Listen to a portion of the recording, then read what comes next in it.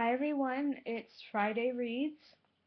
Um, I should say, this is Benna Books. I'm Benna, and today is Friday Reads. Um, and I'm going to show you. I am reading this month, but it's not going to be very much.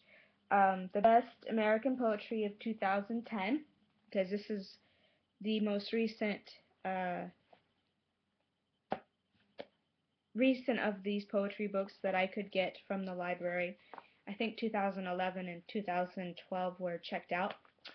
Um, there's that. I'm on page 101, and they're only like 100 and, well, let me see, 170 some pages, so I should be able to finish this over the weekend.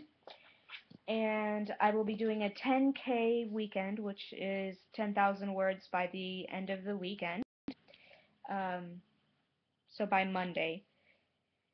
And yeah, it's kind of like a challenge, a mini challenge within the NaNoWriMo whole month challenge of 50,000 words.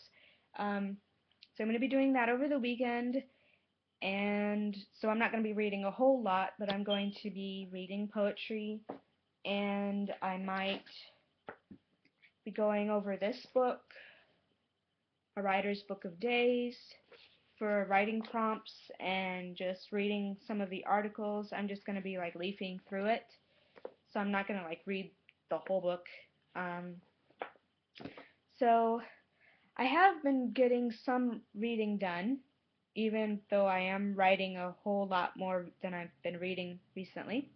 Um, I'm almost finished with The Night Circus, which was a NaNoWriMo book. Yeah, I did not know that. Um, I'm not exactly sure how I feel about the point of view. It's third person present tense. So it's like everything is happening right now. And it feels like it's a storyteller's voice telling me what's happening right now. And I don't have any sense of who the narrator is. So that's a little bit um, unfamiliar to me and a little bit uncomfortable for me. Because either I like the narrator to be one of the characters, or I wouldn't even mind like second person, like a storyteller, narrator, if I knew who the person was, but this third person present tense and my not knowing having any idea of who the narrator is just a little bit irritating. Um, Other than that, I'm really enjoying the book. Um, there were other things I wanted to talk about. Oh yeah, okay, I'm doing 10K this weekend, and I have started a poem a day challenge by Writer's Digest. You can get onto Twitter and follow Writer's Digest through Twitter, and they will be tweeting a poetry prompt every single day until the end of the month. And um, I'm not sure if there's like some kind of prize at the end, but it's just a fun challenge. And they are also giving away free stuff to NaNoWriMo participants, which I think is awesome.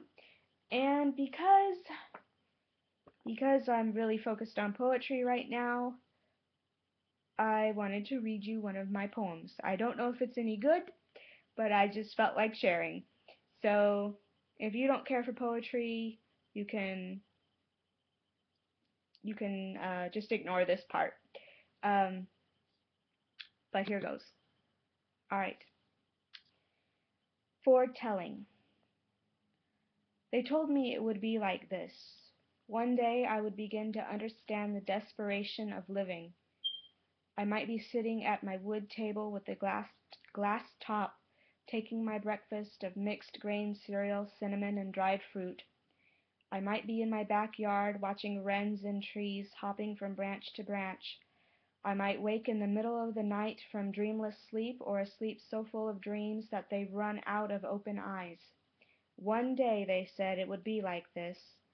All the fire sparks of the moon and stars would go dim. The sun would disappear as if she had somewhere better to be, something better to do than light up the world and warm up my day for me. And I would be sitting alone in the dark.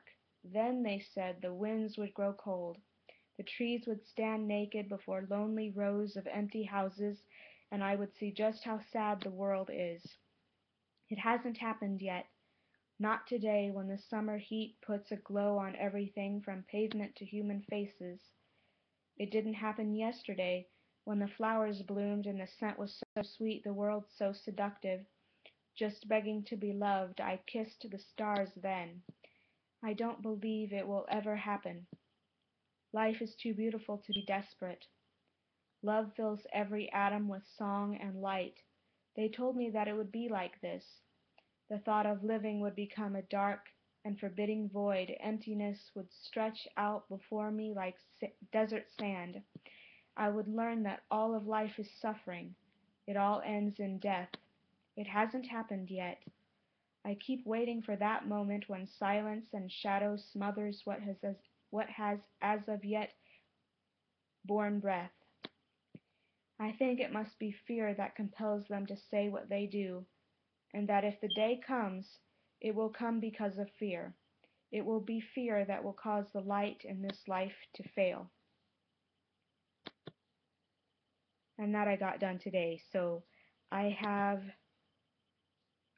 what, seven poems that I have to write to catch up, and I'm going to do 10,000 words for my novel this weekend. So I might not be around very much this month at all, but I will try to keep you updated on NaNoWriMo, and I may come out and do some more poetry reading if that wasn't horrible. Y'all let me know, okay?